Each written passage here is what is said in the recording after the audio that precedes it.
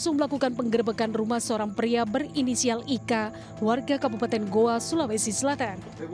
Polisi terpaksa melakukan upaya paksa tersebut untuk menangkap pelaku, lantaran pria tersebut diduga hendak kabur melalui pintu belakang rumahnya.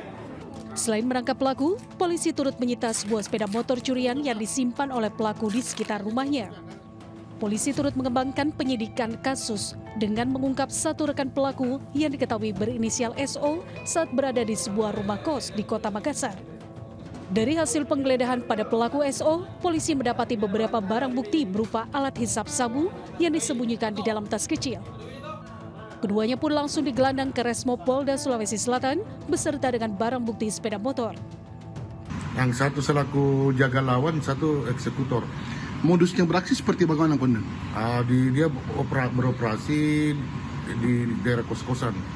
Itu menggunakan kunci letter T atau dia bagaimana? Kalau menurut pengakuan pelaku, dia tidak menggunakan alat, namun dia langsung sambung.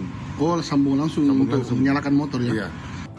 Akibat ulahnya, kedua pelaku tersebut terancam pasal 363 KUH Pidana dengan ancaman hukuman 7 tahun penjara. Dari Kota Makassar, Sulawesi Selatan, Muhammad Nurbone, iNews melaporkan.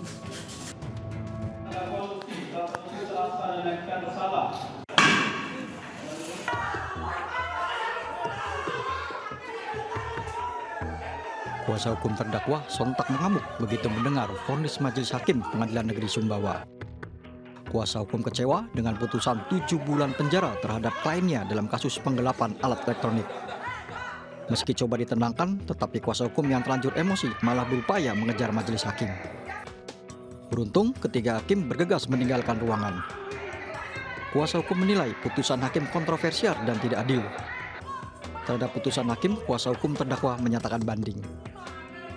Berdasarkan ketentuan KUHP ya, ayat 143, dia menjelaskan hakim dalam memutuskan perkara itu minimum 2 alat bukti ditambah keyakinan hakim. Kami melihat tadi ya, pertimbangan yang disampaikan oleh majelis hakim itu dia hanya mendasari pada keyakinan semata. Jadi sikap itu sudah disampaikan juga sama jasanya, nanti kan menyatakan pikir-pikir. Jadi terhadap putusan itu kita laporkan dulu kepada pimpinan. Nah, nanti keputusannya apa? Apakah aku menerima, apakah berbanding? Tunggu dulu. Tim kuasa hukum terdakwa sempat bertahan hingga sore hari di Pengadilan Negeri untuk meminta salinan putusan majelis hakim yang belum diberikan dengan alasan gangguan sistem. Tim iNews melaporkan.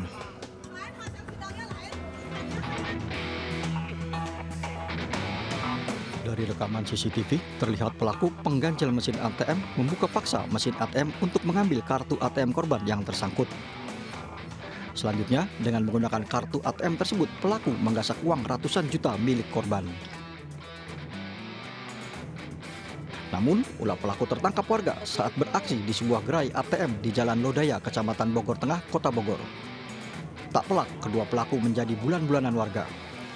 Modus pelaku dengan berpura-pura menawarkan bantuan kepada korban yang rata-rata wanita untuk menarik uang di mesin ATM karena kartu ATM korban terganjal. Tanpa disadari, korban menyebutkan nomor PIN yang dihafalkan oleh pelaku.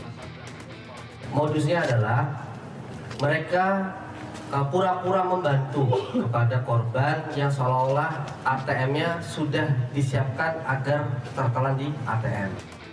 Dari tangan tersangka, polisi mengamankan sejumlah kartu ATM dari berbagai bank sebagai barang bukti. Akibat perbuatan yang merugikan nasabah bank, kedua tersangka terancam hukuman 5 tahun penjara. Dari Bogor, Jawa Barat, Andi Firmansyah, iNews melaporkan.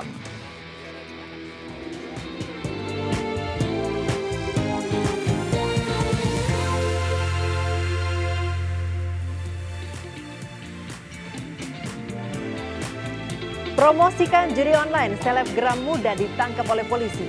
Informasi ini bersama informasi lainnya akan kami hadirkan dalam Buletin iNews Pagi selengkapnya.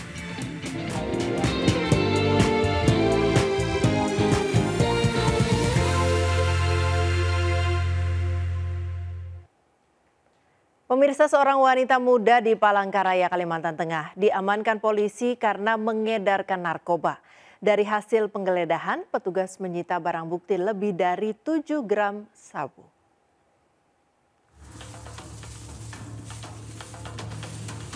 Petugas Satuan Narkoba Polresta Palangkaraya, Kalimantan Tengah mendapati barang bukti narkoba jenis sabu-sabu saat menggeledah sebuah rumah di Kecamatan Pahandut. Setelah ditimbang, barang bukti yang diamankan seberat 7,58 gram sabu-sabu. Polisi pun langsung menggelandang RK, gadis berusia 21 tahun untuk menjalani pemeriksaan lebih lanjut. Namun, RK tidak sendirian. Polisi turut menangkap tersangka pengedar lainnya. Dari keterangannya, RK mengaku mengedarkan sabu-sabu hanya untuk membantu temannya dengan menerima upah tidak menentu. Ia pun tidak mengetahui dari mana asal barang tersebut. Bahwasanya dia menerima barang itu dari orang lain, kemudian dia tertinggal di situ sehingga dia yang bisa mempertanggungjawabkan perbuatannya. Polisi kini masih memburu seseorang yang memasok sabu-sabu kepada RK. Sedangkan RK dijerat pasal tentang narkotika dengan ancaman 4 tahun penjara. Dari Palangkaraya, Kalimantan Tengah, Adesata, iNews melaporkan. Satuan Reserse Kriminal Polres Jepara, Jawa Tengah mengamankan seorang selebgram karena mempromosikan situs judi online. Atas perbuatannya, tersangka dijerat Undang-Undang Informasi dan Transaksi Elektronik dengan ancaman hingga 10 tahun penjara.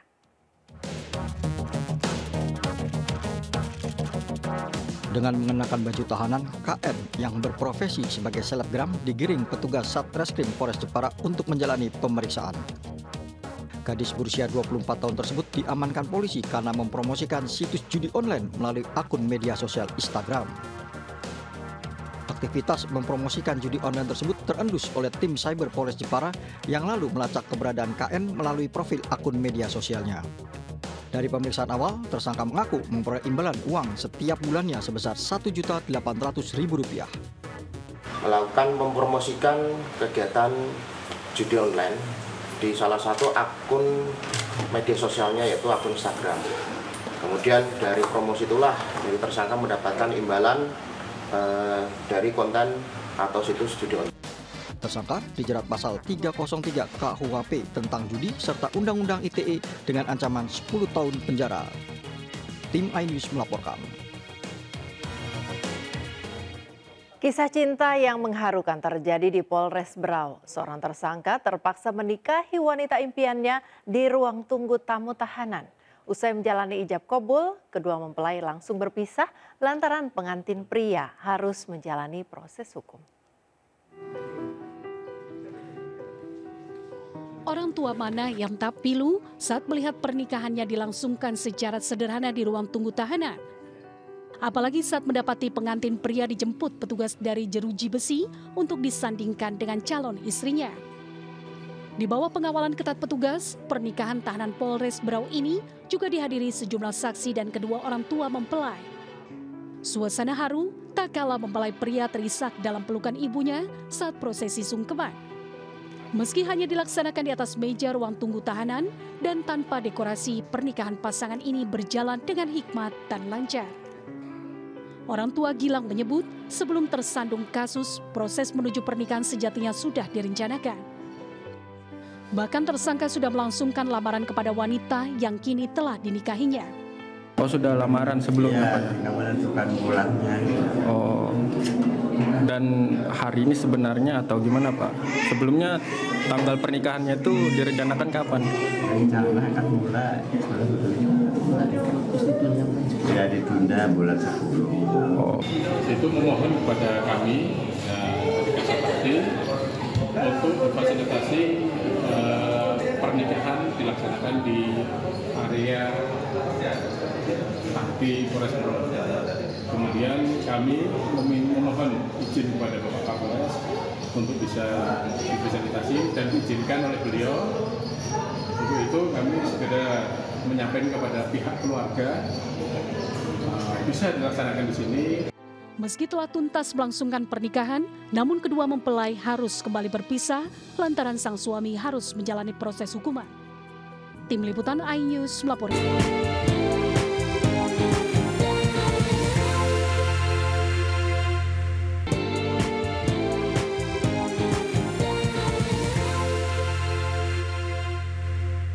Diduga akibat arus pendek listrik, satu unit rumah semi permanen di kawasan padat penduduk di daerah Pondok, Kota Padang, ludes, terbakar. Dalam peristiwa ini tidak ada korban jiwa, namun kerugian ditaksir mencapai ratusan juta rupiah.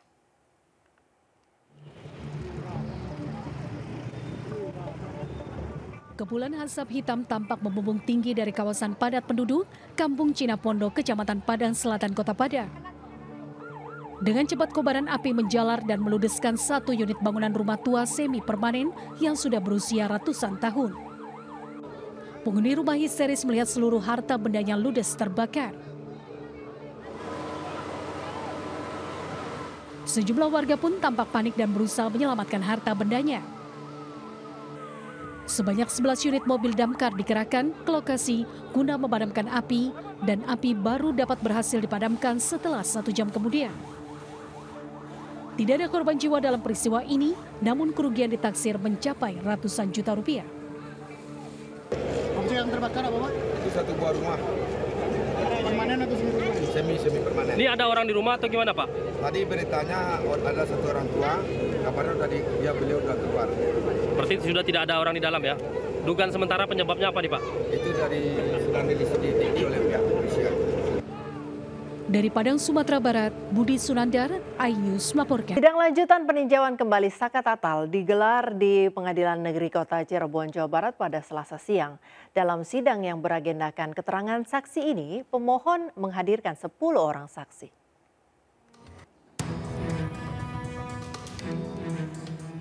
Sepuluh orang saksi yang dihadirkan dalam sidang lanjutan PK Saka Tatal yakni Liga Akbar. 2 teman mendiang Vina, Mega dan Widi, kakak Saka Tatal Jaka, adik Saka Tatal Selis, dan sepupu kakak Tatal Renaldi, serta 2 pengacara yaitu Jogi Nainggolan dan Mukhtar Effendi. Dalam sidang, saksi Liga Akbar mengaku saat menyampaikan BAP pada tahun 2016 silam, ia diarahkan oleh pihak kepolisian yang mengatakan bahwa mereka merupakan teman dari Rudiana yang merupakan orang tua Eki. Liga Akbar kembali menegaskan dirinya mencabut semua keterangan yang pernah diucapkan di BAP pada tahun 2016 silam. Apa yang saudara katakan dari kebohongan itu? Kan kalau misalnya saudara tidak ada di situ, berarti tidak ada cerita apa-apa, ya? Ya, betul, Pak. Pada kenyataannya saudara ceritakan bahwa ada kejar-kejaran. Ya. Ada lempar-lemparan. Ya, betul, Pak. Itu termasuk yang saudara cabut? Ya, itu yang saya cabut, Pak. Sedangkan sepupu Saka Tatal, Renaldi, mengungkapkan dirinya diminta untuk mengaku bersalah. Bila tidak mengaku, maka akan mendapat tindak kekerasan dari petugas kepolisian. Padahal, Renaldi mengaku tidak tahu-menahu mengenai peristiwa tewasnya Vina dan Eki. Kamu pernah melihat Saka Tatal waktu dipukul? Iya. Di berapa kali Saka Tatal mengalami penyiksaan? Banyak, sama, banyak. Apa yang disampaikan? Dampak dari pemukulan itu harus mengakui atau apa? Harus mengakui, Pak. Padahal itu nggak tahu. Saka Tatal merupakan terpidana kasus pembunuhan Vina dan Eki di Cirebon. Setelah bebas, Saka Tatal mengajukan PK terhadap hukuman yang diterimanya dengan alasan adanya sejumlah kejanggalan dari penegak hukum penjara. Tim iNews melaporkan.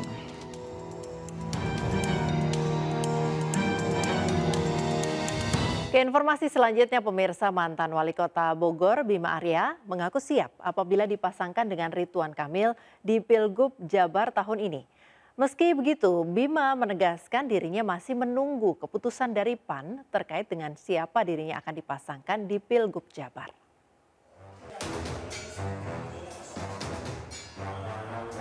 Jelang masa pendaftaran pemilihan kepala daerah Provinsi Jawa Barat, bakal calon gubernur Jawa Barat, Bima Arya mengaku terus menjalin komunikasi politik dengan sejumlah tokoh seperti Ridwan Kamil dan Deddy Mulyadi. Mantan Wali Kota Bogor ini juga mengaku siap dipasangkan dengan siapapun pada Pilgub Jabar tahun ini. Semakin intens selalu komunikasi dengan semua, dengan Kang Deddy, dengan Kang Emil, ya, dan bahkan sedang diatur ini mudah-mudahan berapa hari ini akan ketemu Kang Ilham Habibie. Tapi siapa didampingi dengan Ridwan Kamil, Pak? Dipasangkan dengan Ridwan Kamil? Dengan siapapun siap. Meski begitu, Bima menegaskan sampai saat ini dirinya masih menunggu keputusan dari Ketua Umum PAN terkait dengan siapa dirinya akan dipasangkan di Pilgub Jabar. Dari Bandung, Jawa Barat, Ervan David, iNews melaporkan.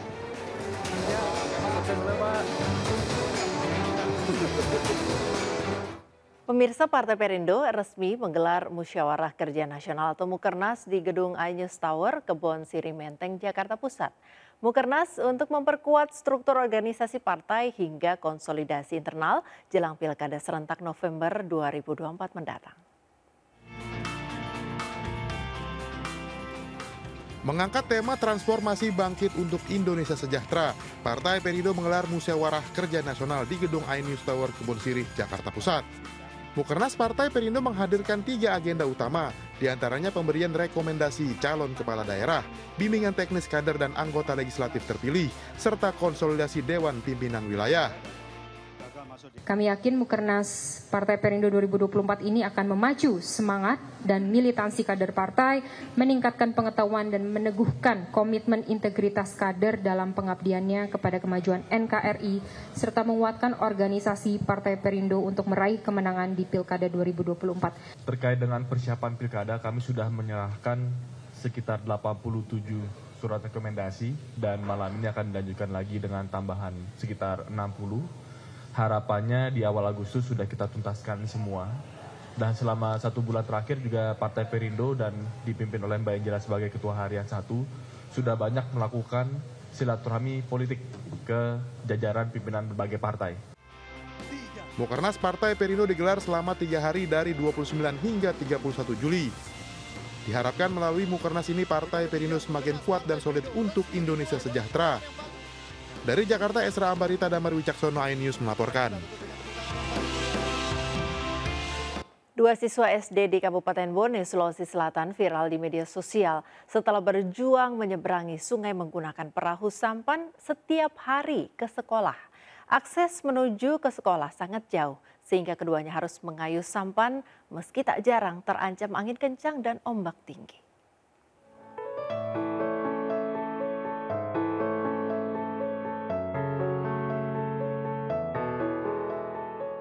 Muhammad Amar dan Muhammad Rifki, 2 siswa SD asal Borong Kalukue, Kabupaten Bone ini viral di media sosial karena harus pergi ke sekolah dengan mengayuh sampan menyeberangi sungai Tangka yang besar.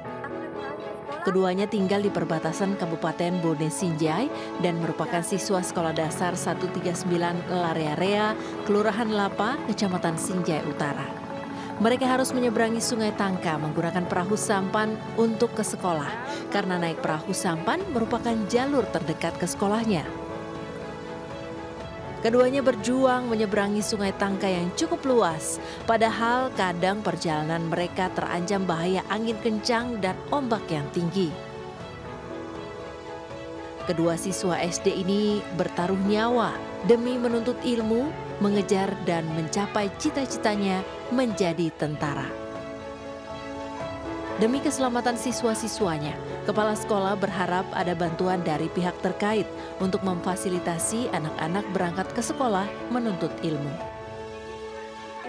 Naik perahu, jam berapa? Naik jam 6. Cita-citanya Mar mau jadi apa nanti? Tentara ya. Tiap hari tuh ke sekolah ya naik perahu. Sama diantar sama ibu atau bagaimana? Tidak. Nggak takut ya? Kondisinya memang seperti itu karena satu-satunya tidak ada akses jalan darat yang terdekat itu. Jadi satu-satunya jalan adalah menyeberang sungai itu untuk mengakses jarak terdekat ke sekolah ini. Dari Kabupaten Bone, Sulawesi Selatan, Bulan Sri Indramaya, iNews melaporkan. Mendekati momen peringatan Hari Ulang Tahun Kemerdekaan Republik Indonesia ke-79, berkah mengalir deras bagi perajin bendera merah putih dan umbul-umbul. Perajin bendera di Boyolali, Jawa Tengah misalnya mendapat pesanan hingga 2 kali lipat dari hari biasa.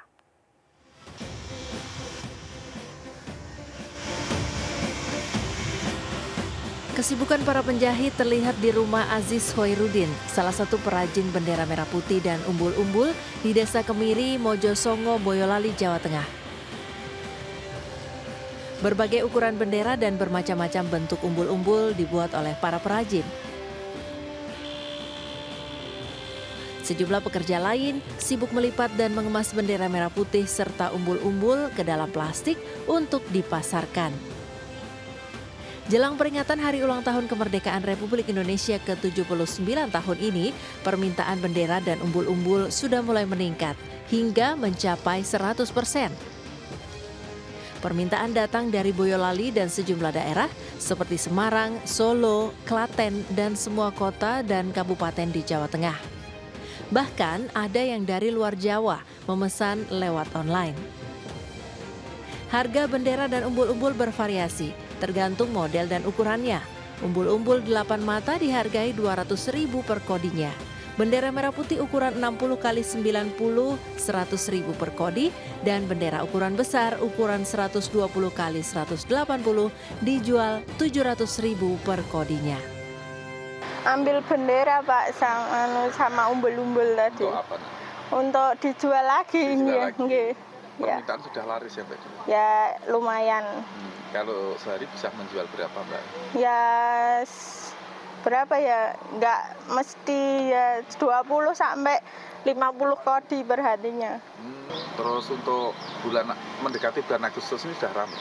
Ya udah lumayan. Yang paling ramai apa Mbak? Ya bendera, umbul-umbul kayak gitu Pak. Alhamdulillah untuk 1 minggu 10 hari lah meningkat pesat untuk pemesanan umbul-umbul bendera. Gitu. Meningkatnya berapa persen? Ya sampai 100%.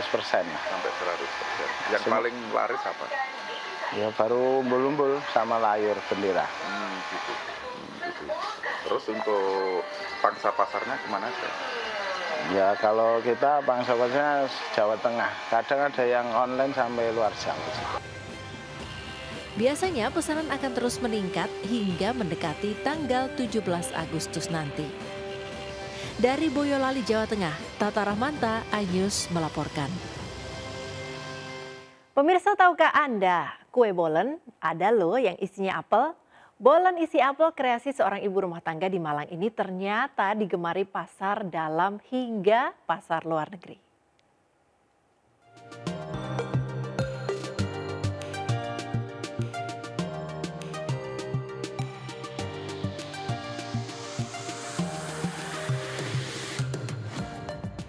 Bolen biasanya identik dengan isian pisang, keju, dan coklat. Tapi di Malang, Jawa Timur ada bolen menggunakan apel khas Malang sebagai isiannya. Wah, gimana ya rasanya?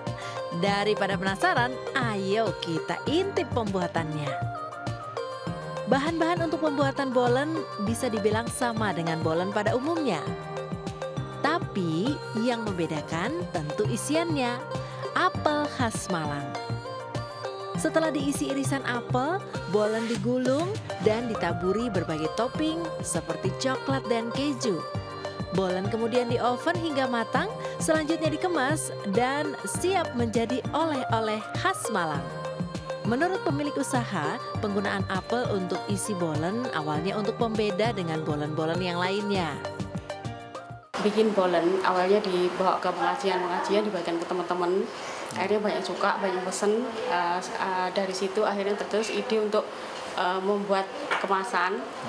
Saya upload di Instagram, akhirnya dari situ banyak pemesanan, ditawar sama toko oleh-oleh, terakhir bisa sama sampai sekarang. Usaha bolen yang dirintis sejak tahun 2018 ini pun kini banyak digemari pasar di dalam negeri hingga luar negeri seperti Hong Kong, Singapura, Malaysia hingga Perancis. Dalam 1 bulan ada 6.000 pak kue bolen terjual dengan harga 1 paknya mulai Rp40.000 untuk isi 6. Dari Malang, Jawa Timur, Denny Irwansyah, iNews melaporkan. Pemirsa, di sudut kota Semarang, Jawa Tengah, tepatnya di Gedawang, ada sebuah warung pecel yang menjadi legenda di kalangan pecinta kuliner. Keistimewaan warung pecel ini adalah karena sambal kacangnya yang diulek dadakan dengan teknik yang telah diwariskan secara turun-temurun.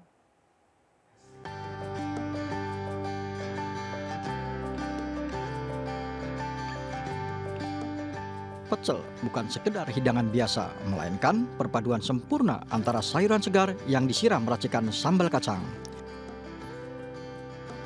Tak heran bila kuliner yang satu ini digemari sebagian masyarakat Indonesia.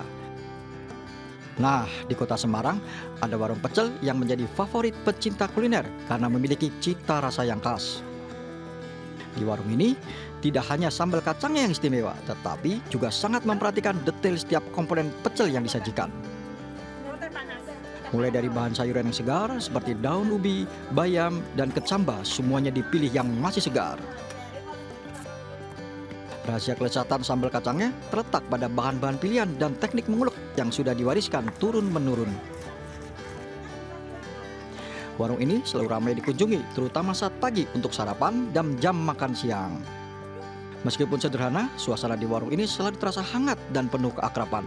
Pelanggan bisa menikmati hidangan di tempat atau membawanya pulang untuk disantap bersama keluarga. Komposisi sayurannya komplit, masih seger. Untuk sambalnya juga gurih, seger karena diulek langsung. Selain hidangan pecel, warung ini juga menjual aneka gorengan seperti bakwan dan tempe mendoan. Untuk harga seporsi pecel sangat terjangkau, yaitu hanya Rp6.000 dan bisa menambah nasi dengan harga Rp2.000 per porsi. Tim iNews melaporkan. Pemirsa, gula aren dianggap lebih sehat dibandingkan dengan gula pasir karena lebih rendah kalori, bebas kolesterol dan juga lemak. Tapi dibalik semua kelebihannya, proses pembuatan gula butuh keuletan dan ketelatenan karena memakan waktu hingga berjam-jam.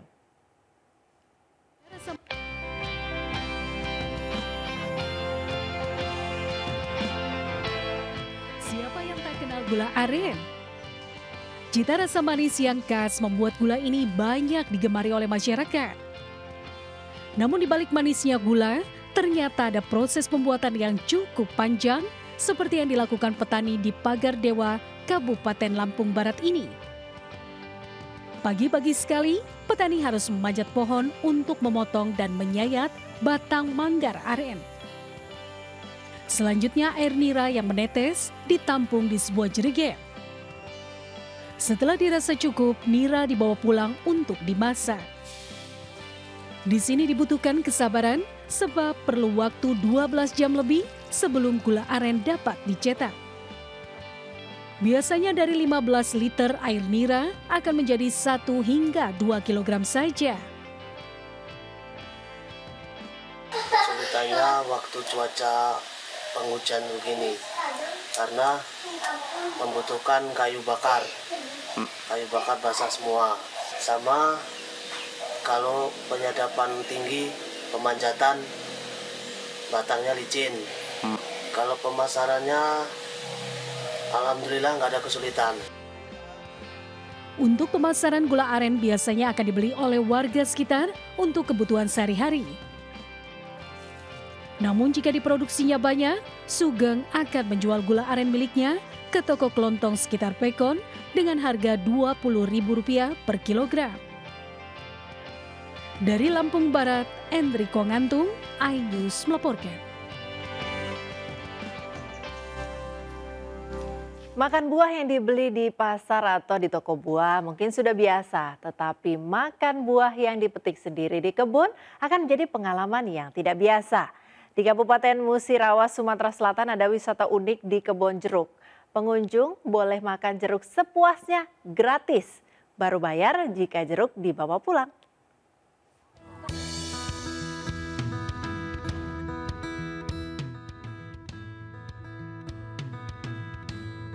Siapa yang menanam, dia yang bakal menuai. Tampaknya pepatah ini tak selamanya berlaku. Sebab di Jamburejo, Musirawas, Sumatera Selatan, pengunjung bebas menuai buah jeruk sepuasnya tanpa harus menanam terlebih dahulu. Selain itu, pengunjung juga bebas memakan jeruk sepuasnya di dalam kebun tanpa khawatir diteriaki dan diusir sama yang memiliki kebun. Ya, ini karena sensasi makan jeruk jenis siam madu hasil memetik langsung di kebunnya merupakan destinasi wisata kebun jeruk di tempat ini. Soal tiket, pemilik menggratiskan biaya masuk bagi pengunjung yang ingin menikmati suasana kebun. Namun jika ingin membawa oleh-oleh jeruk hasil memetik sendiri, pengelola akan mengenakan harga jual Rp10.000 untuk setiap 1 kilogramnya. Ini tamasya ini kan kita enaknya itu Mas, bisa ngajak keluarga ya kan, teman-teman, dengan istilahnya itu harga jeruk yang istilahnya itu bisa kita jangkau dan kita bisa sepuasnya ini Mas, makan di kebun jeruk ini Mas.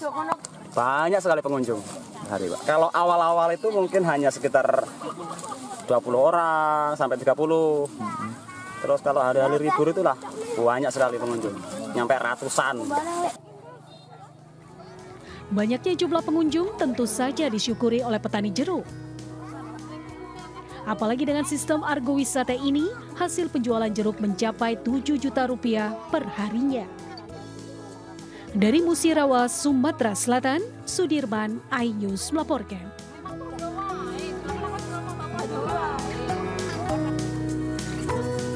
Menikmati bubur ketan hitam serta kacang hijau diberi es batu mungkin sudah banyak ditemukan. Tapi bagaimana jika menikmati bubur ketan hitam dan kacang hijau dipadu dengan es campur ditambah lagi topping durian dan es krim? Pasti rasanya luar biasa. Nah, di Sidoarjo, Jawa Timur, Anda bisa menikmati es ketan ireng Tobrut yang rasanya sangat menyegarkan. Hitam Tobrut.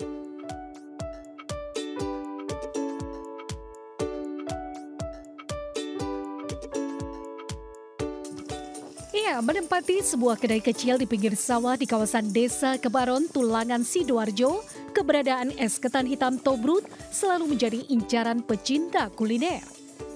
Meski baru saja dibuka beberapa bulan, namun kedai ini selalu ramai, apalagi di musim kemarau seperti ini. Es ketan hitam Tobrut ini sendiri merupakan perpaduan antara bubur ketan hitam dan kacang hijau dengan es teler yang berisi alpukat, puding, nangka, dan susu, diberikan topping buah durian serta es krim yang dilengkapi dengan kon di atasnya. Meski terkesan banyak, namun jika dirasakan dan nikmati, pengunjung pasti bakalan ketagihan. Apalagi dengan letak kedai yang berada di tepi sawah, menambah kenikmatan tersendiri bagi siapa saja yang datang. Dengan harga sekitar Rp20.000 per porsinya, pengelola mengaku bisa menjual ratusan porsi per harinya, belum termaksud hari libur yang mencapai 500 porsi per hari. Seger banget sih, jadi kan nggak ada santan ya, jadi rasanya tuh langsung bisa masuk ke tenggorokan, nggak keseret gitu. Terus juga porsinya banyak banget, jadi worth it banget sih. Kan ini terinspirasi dari lihat-lihat di YouTube. Dan kalau es teler sendiri biasanya kan dinikmatin semua kalangan, nggak hanya muda, orang tua pun bahkan bisa menikmati juga. Kalau bertanya seperti itu sama saja Pak. Dominan yang lebih suka ya ke ibu-ibu maupun pemuda juga. Gimana pemirsa? Anda tertarik untuk menikmati es ketan hitam Tobrut? Apa salahnya singgah dan mencoba jika berkunjung ke kota Sidoarjo? Dari Sidoarjo, Jawa Timur, Pramono Putra, iNews melaporkan. Pemirsa, informasi tadi sekaligus menandai akhir jumpa kita hari ini. Saya Priska Papilaya pamit undur diri. Terima kasih atas kebersamaan Anda. Selamat pagi, selamat beraktivitas. Sampai jumpa.